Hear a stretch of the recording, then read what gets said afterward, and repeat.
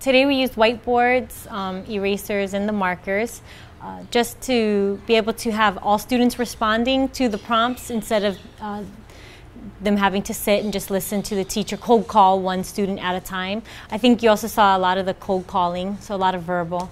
I also used, in the middle of each table are baskets, and they're filled with a green and red poker chip, dice. There's a cue card in there that corresponds to the dice, and some just regular playing cards.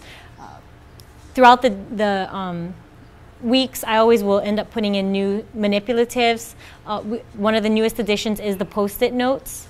The students have access to those materials, but we also incorporate it into the lesson. So today I used the little baskets to have them arrange their partners so that they have some kind of a choice and a thought to it, as well as they're having to figure it out. And kind of that leading them to independence. I think in middle school they always still need a lot more structure than just being told, okay, get into partners now. They'll freeze a lot of times. So having the cards and having some kind of loose direction really facilitates the transition.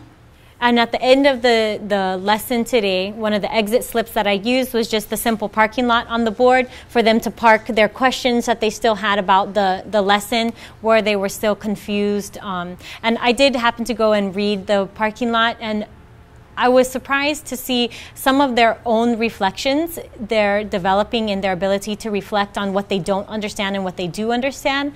And a lot of them were really just said, we need more practice conjugating so that we could be quicker. And I was like, that's an excellent own self-assessment of if they're getting the lesson or not.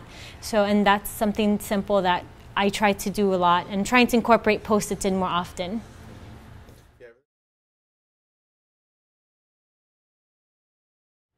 One of the biggest reasons is that everyone can participate. I am trying, as I reflect on my own practice, to choose more strategies that allows everyone to speak.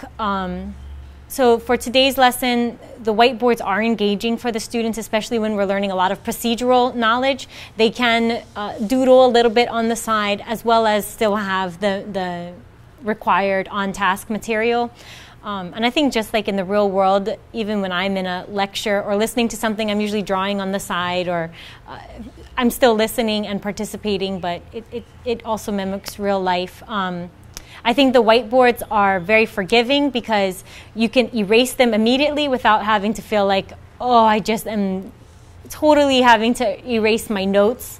So I like to practice with the whiteboards with the students a lot, and then we can go to their notebooks, and that's kind of a little bit more permanent. Of course, they do use pencil and they can erase and make corrections, but their notebooks are a little bit more permanent. So the whiteboards I really like because they're interactive, they're very forgiving, students can erase it quickly, learn from each other. The whiteboards are important for them to give themselves very quick feedback. Especially in learning language as a child, if you said something incorrectly, your parents almost immediately tell you, no, say it like this, and then you don't get your apple until you said, please, may I have an apple, instead of, I want apple, right? So I think that also, when we're learning language, is immediate feedback, and also for other content areas, that the kids are getting that immediate correction, and then they're able to practice it again. Wow.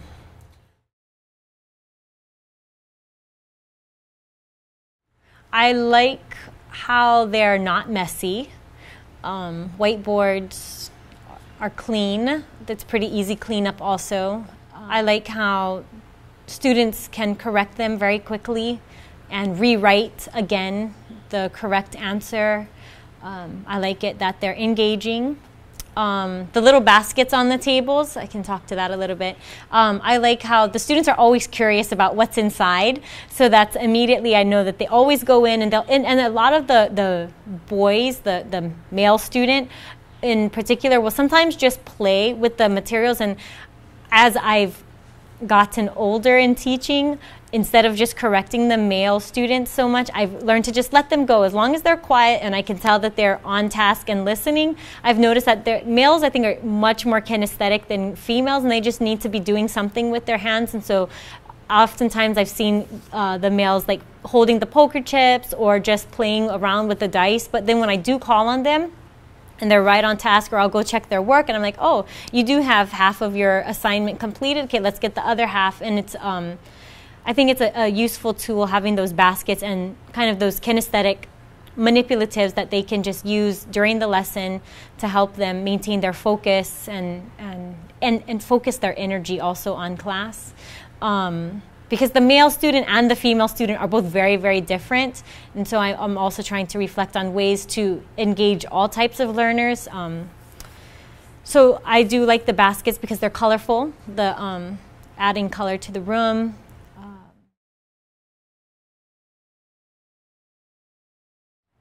I think that constantly writing is an important tool to develop, because at middle school I've noticed they're still really learning how to get organized.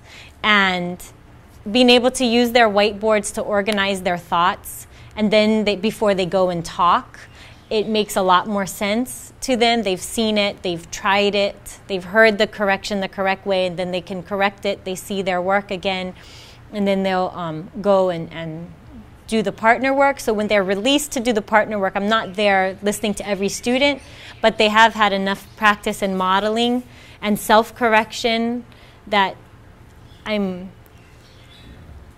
not seen as many mistakes as when we don't do a lot of review and chunking it down, breaking it down step by step. Because even though it was just a simple question and answer at the end of the lesson with their partners, there was actually a lot going into that. They had to review and really think about the subject pronouns, the verbs, conjugating the verb. With that thought of them organizing their thoughts, I think that that's an important thing students need to learn, that sometimes we just need to write things out. I guess I should, actually, you're bringing up this question makes me kind of think how they could, or what I could do as a teacher to tell them how to get ready for the real world. Honestly, like even with emails, I've learned you need to write it first and then you just let it sit, right? And then you can go back and reflect on it again, and maybe it's not until an hour or two later do I end up actually sending the email because I've thought about it. And I would hope that they can learn to do that in language class, that they're really thinking about, are they being clear in their communication? And then also just organizing their thoughts.